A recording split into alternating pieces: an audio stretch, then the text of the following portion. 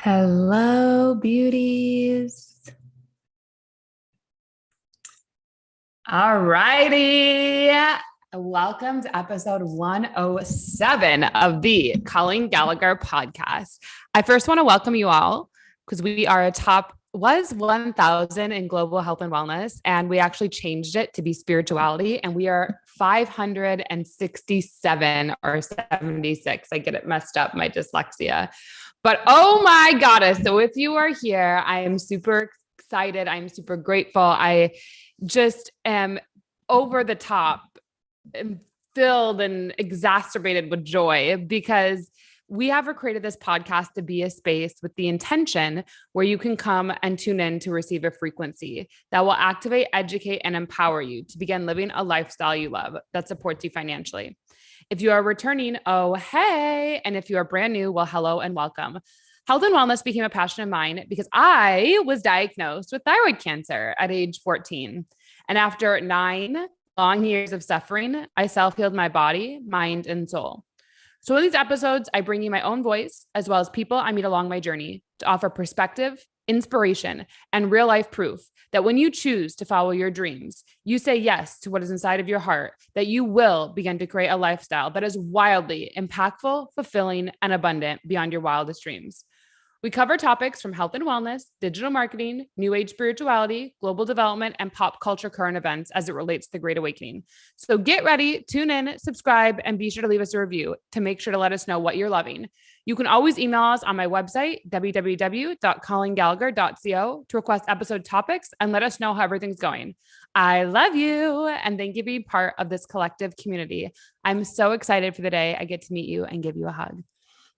And with that, let's dive into episode 7, y'all. Oh my gosh. I'm going to tell you guys something first. If you're watching this on the video, which is on YouTube. And by the way, the video is only going to be free, continue to be free through October. And the podcast might be like a small 99-cent fee. So just letting you all know, if you love it, make sure that you really get the most of it, because we have some big things coming, because this is the second year in a row that I've done the podcast free every single week. 2 years I've shown up every single week. It still blows my mind that I've done it. It's something that I feel like has really kept me committed. It's kept me steady. It's kept me excited. It's something that just has always, even when I felt like not doing it, I always just talked about what was actually happening behind the scenes in my life. And it just felt, so liberating. Like I didn't have to be this mask that's this perfect woman on social media. And then, behind the scenes, like there's never any drama going on. And I think we all get that so confused sometimes. Like we look at people like Oprah, we look at people like Jeff Bezos, and we're like, oh, their life is perfect. Just because they're not talking about it and their business isn't built on talking about emotions doesn't mean that they don't have things going on. Doesn't mean that they don't have fights, disagreements, I don't know, anything. It doesn't mean that. So I just want you to know to be mindful of where you cast your judgments and where you create maybe untruths. And so this episode is really, really dear to my heart because I talked a lot about loneliness and rejection. And now this week, I really wanted to focus on jealousy and possessiveness. So for those of you who don't know, or if you don't know, I'm pretty open about this. I am someone in relationships. I experience jealousy very easily. And I shouldn't say very easily, but there's a lot that I've put myself through in my life, right? Where I've created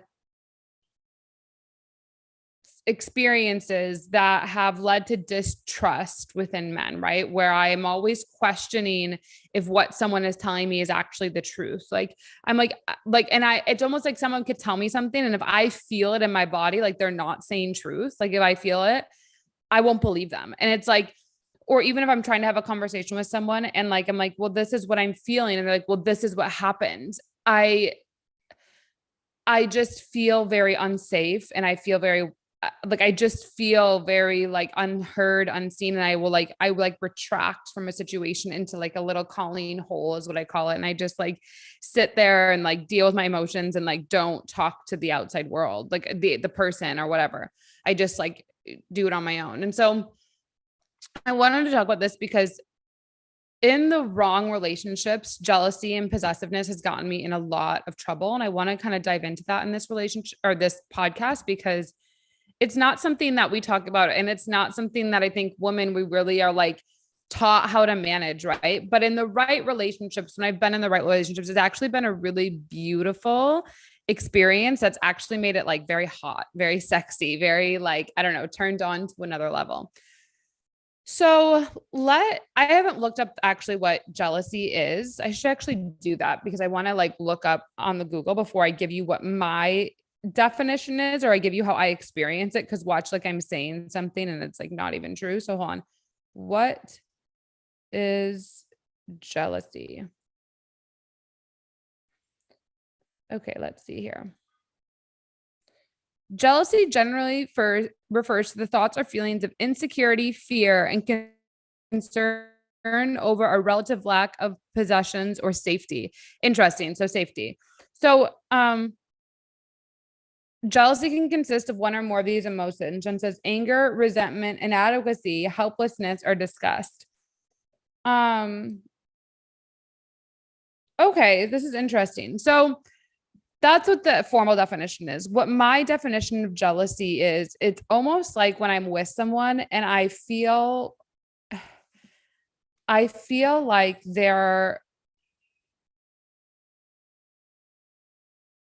I feel almost like I'm unimportant. And so when I feel that, I become jealous, right? Like I become like, well, wait, like you're someone who's important to me and you're someone I've deemed is valuable and important in my life. And for whatever reason, I at this moment feel like that you're not choosing to make me important in your life. And to me, this is what jealousy is. This is what brings out like possessive behavior, like, because you're basically have this person. And like I did this live the other day, we can be spiritual all we want and say that, you know, when we're in a partnership with someone, and partnership doesn't have to just be monogamous. It can be a friend of yours. It can be someone you're dating, right? Someone that you both have hung out over a period of time and you both deem each other, like you talk consistently, you share personal and intimate things, you know, like what I want you to know is that when you feel like someone you have in your heart claimed as important to you, someone you've been like, wow, you mean a lot to me. And then you are fueled emotionally from them and they are fueled emotionally from you. We can say detachment and that being sovereign beings, but the reality is that when you are in a relationship like that, you guys feel each other. You're giving energy back and forth to each other in a way, not that you're reliant, because we all are can be self-reliant being, but that is someone you rely and depend on in your life to move you forward. That is someone you rely on to go to when you need help, when you want to feel loved, when you want an emotional connection. We don't just walk around the earth giving everyone like emotional connection, right? We don't do that. It's something that's earned over time. It's something that's cultivated over years. And so when you're with someone, right, and for whatever reason you're feeling like this person that I have deemed and I've invested emotionally, time, equity into this relationship, and in this moment right now, I'm feeling like they don't matter. So all of my time I've spent with them, or all of these things I've given to them, oh my God, it feels like it's threatened. It feels like I don't matter. It feels like, oh my God, what did I do? Did I waste my time with this person? Like I just don't matter in a moment. And the sad thing is, and I hate to say it, like relationships can be ruined in a moment. Life is made up of moments, and a relationship can birth in a moment and it can also break in a moment. And our hearts are that delicate, and they are that delicate. And when we are relating to others, we each hold the responsibility to ourselves and to other people to hold the delicacy of someone else's heart when they give it to us with so much care and tender, and just as if it was our own. Because when someone gives us their heart, usually we've also given them a piece of us. Very rarely does someone just give you a piece of their heart and you've given nothing, right? Like I've given my heart and my soul to my business to tens of thousands of people around the world. So I also can receive those hearts, right? I can also receive those people. It would almost be like if I just stopped showing up and I completely fell off the face of the planet, like many of you who I know, who maybe never reached out to me before be like, whoa, that is insane. I've listened to her things every day. I've listened to whatever. And my content would still live on. It would still go, it would still happen. So jealousy, how do we manage it? What I want to say. So when I've been in the wrong relationships, right? And this is normally with men who we have an agreement. I'm dating other people and they're dating other people, right? But my personal rule, which I talked about in open relationship versus monogamy, is I never want to be around when there's other women. Like, and I won't bring them around when there's other men. Like, it's just, I don't know. I like to keep the relationships very separate if I'm dating multiple people. Not always dating multiple people. Sometimes it is monogamous and you're just dating one person, but I just like it separate, right? And so what it will look like for me is if a man I'm dating that is, we're each dating, and then that they're bringing other women when I'm with them, right? And it is traumatizing. It traumatizes me because it's like I don't want to experience that, and so even if they're not doing it on purpose, to say like they're texting or they're this, like that, it activates a jealousy in me because it's like, I'm choosing to be here with you. I've chosen for an extended time to be here in this moment with you. And you're now bringing another woman into this when I could be with men who actually would just be with me. And this creates, right? Not like it comes off as frustration or anger or like, oh, but what's really happening is it feels like my heart does not feel safe here. It feels like I'm not valued here. And it feels like all the time I've invested into this is not being heard, is not being received. And it feels like it's now a waste of my time. So goodbye.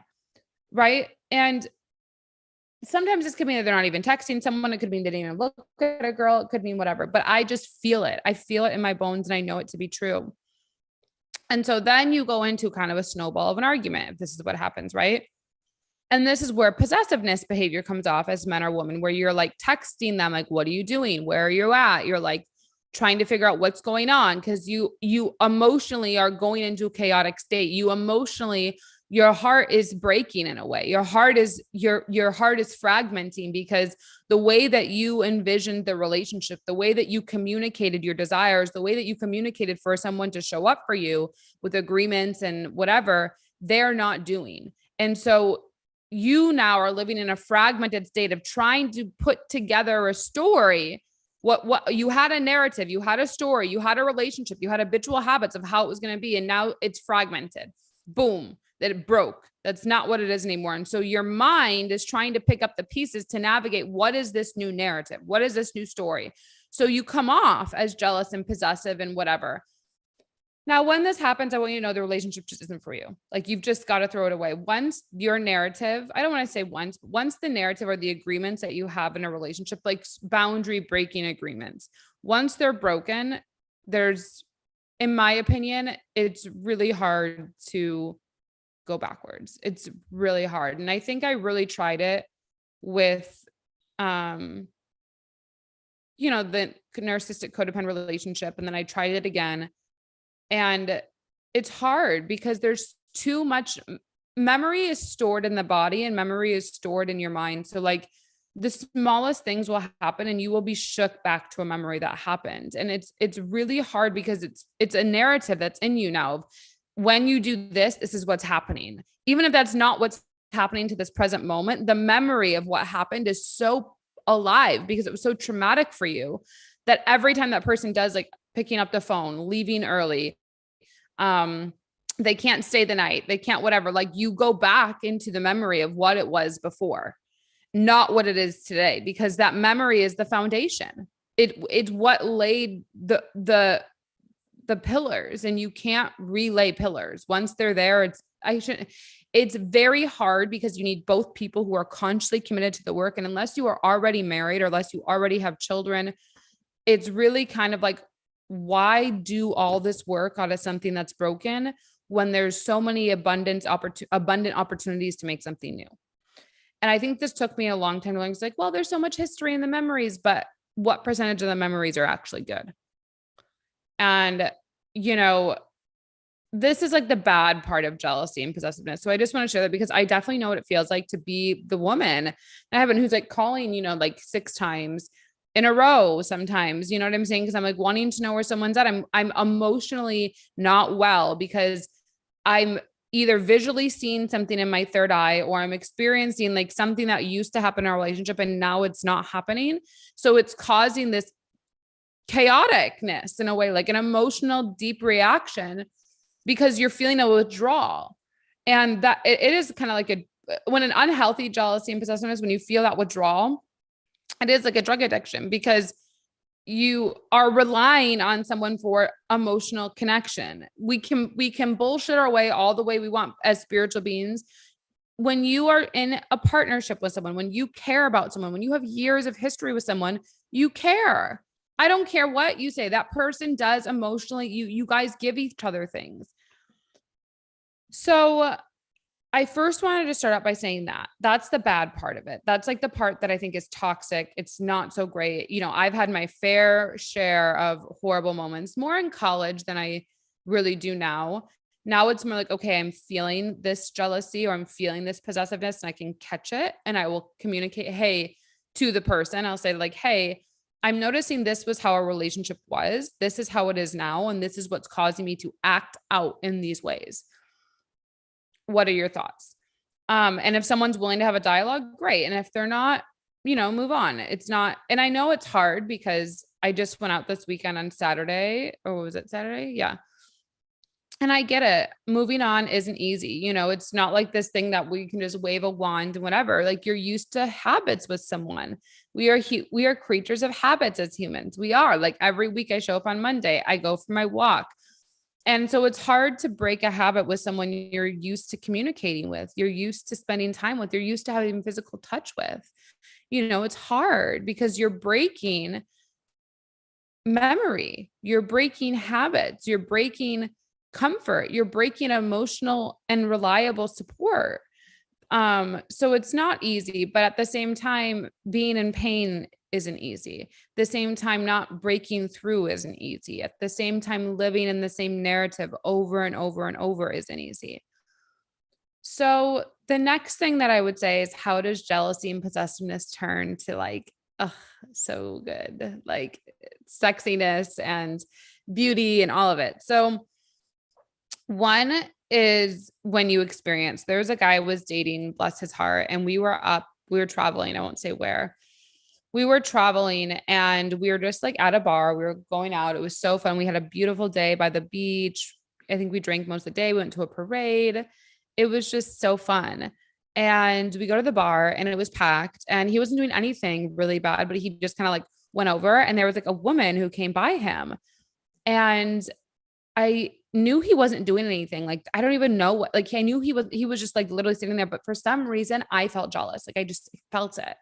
So I just said like, hey, I just want to let you know, you're doing nothing wrong. This is very important to say to men or women. You're doing nothing wrong. You aren't doing anything wrong. However, I am experiencing jealousy. And he's like, oh my God, I'm so sorry. Like, I didn't mean to do anything. Like, just tell me what to do. And then he just like, I was like, just kiss me. So he like literally, it was so hot, like put me up against this wall and kissed me and like, oh my God. And then like, it was just so hot. And then I was like over it for the whole night. Right. Like, it was like literally just like poof.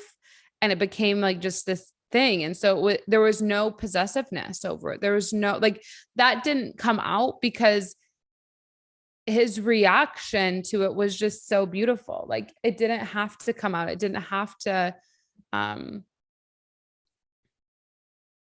don't know. It didn't have to escalate to that point of calling and texting and like going over and over in a loop. And that's how you know if you're in the right relationship or the wrong relationships. The wrong relationships, you'll be talking and talking and talking and talking and talking. And you feel like neither of you are just never getting it.